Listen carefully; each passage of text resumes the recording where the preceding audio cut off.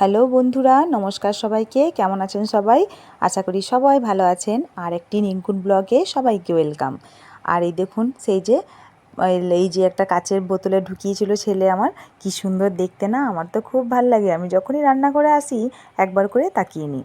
চলুন, আজ রান্না করব মাছের ঝোল।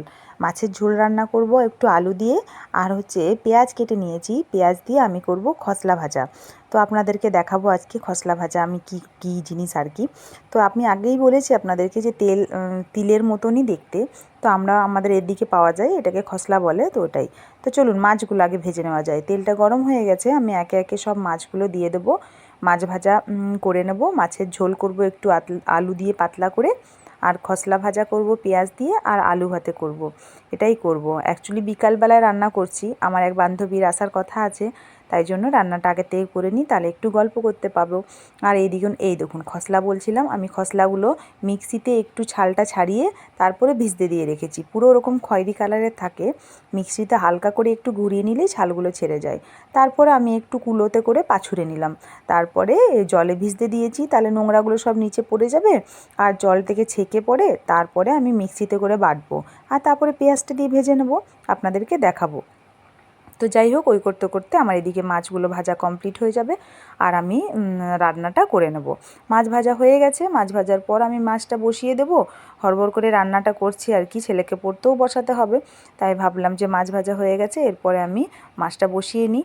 জিরে একটু ফোড়ন দিয়ে দিলাম, আর জিরে ফোড়নের পর একটু তেজপাতা দিয়ে, যেরকম মশলা দিয়ে করে আর কি, একটু পাতলা করে ঝোলটা করব, বেশি রিচ করব না কিছু। তাই হয়েছে, মাছ ভাজার যতটুকু তেল ছিল ওটা দিয়ে আমি বসিয়ে দিচ্ছি।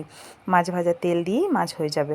আর বেশি সামান্য তেল দিয়েই করলাম, কারণ অনেক তেল দিয়ে পরে রাত্রেবেলা খাওয়া ঠিক নয়, তাই জন্য আমি এটা দিয়েই করলাম। আর টমেটো দিয়ে দিলাম, পেঁয়াজ দিয়ে দিলাম, আর এরপরে আমি মাছের আলুগুলো দিয়ে একবারে ভেজে নেড়েচেড়ে বসিয়ে দেবো। তো যাই বলছিলাম আর কি, বন্ধু আসবে। আর ওই যে আপনারা দেখে আছেন, মানে দেখে থাকবেন আর কি, আগের ব্লগে শম্পা, ও দুর্গাপুর থেকে আসবে।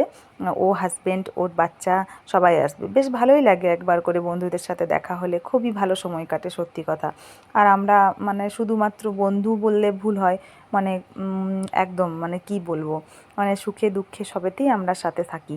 তো এই যে গল্প করতে করতে মাছটা হয়েই গেল, তেলটা পুরো ছেড়ে দিয়েছে, এরপর আমি জল দিয়ে ফুটতে দিয়ে দেবো। আর যা বলছিলাম আর কি, ওরা আসলে খুব ভাল লাগে মনটা। আরও সবাই আছে, চায়না, পূজা, সবাই তো সব সময় আসতে পায় না, যখন যে ছুটি পায়, ডিউটি করলে যেরকম হয় আর কি, যখন ছুটি ম্যানেজ হয় সবাই একসাথে আসতে পায় না। কখনো কখনো আমাদের একসাথে দেখা হয়, সেই মুহূর্তগুলো সত্যিই খুব ভালো লাগে। আমরা কত সুখ দুঃখ একসাথে কাটিয়েছি এক জায়গায় যখন কাজ করতাম। তারপরে গভর্নমেন্ট সার্ভিস পেয়ে সবাই এদিক ওদিক হয়ে গেলাম, তাই জন্য আর কি ছুটি সবসময় সমান টাইমে সবাই পায় না, তো তাই আর একসাথে হয় না। বাট আমরা ফোনে যোগাযোগ সবাই রেখেছি আর কি, যতটা পারি। তো যাই হোক, মনের মধ্যে সবাই সবসময় থাকবে, ফোন করি আর নাই করি, এমনিই বন্ধুত্বটা আমাদের। আর এদিকে খসলাগুলো আমি নিয়ে নিলাম মিক্সিতে, এগুলো আর কি বেটে নেব। মিক্সিতে বেটে নেব, ডিবাতে, এই মিক্সির ইয়েটাতে নিয়ে নিলাম। আর এই দেখুন বাটার পুরো পুরো পোস্তুর মতন হয়ে যাবে আর কি।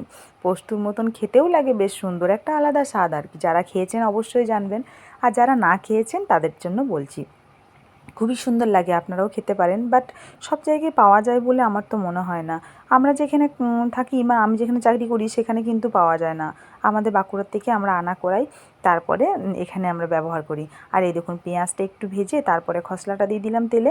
এরপর অনেকক্ষণ ধরে আমি নাড়াচাড়া করে ভাজতে ভাজতে সুন্দর একটা কালার চলে আসবে আর হয়ে যাবে। তার মধ্যে আমি নুন দিয়ে দিলাম, আর একটু লঙ্কা, সামান্য একটু লঙ্কা দিয়ে আগেই বেটে নিয়েছিলাম। তো এই হয়ে যাবে আজকের রেসিপি। এটা খসলা ভাজা, চলুন দেখাই। এই দেখুন ভাজা করেছি, সুন্দর একটা রং হয়ে গেছে, আর খেতে কিন্তু একটা অসাধারণ টেস্ট লাগে সত্যি, সবার থেকে আলাদা। শুধু খসলা ভাজা দিয়েই ভাত খাওয়া যায়। আর এদিকে মাছের ঝোলটা করে নামিয়ে রেখে দিয়েছি, আর হচ্ছে এদিকে আলুগুলো সেদ্ধ করে আগেই রেখে দিয়েছি। খাওয়ার সময় একটু পেঁয়াজ লঙ্কা ভালো করে ভেজে নেব, তারপরে মাখবো, জমিয়ে ভাত খাওয়া যাবে। আর এদিকে ভাতটা ফুটতে দিয়ে দিয়েছি, লাস্টে ভাতটা এই মাত্র চাপালাম আর কি।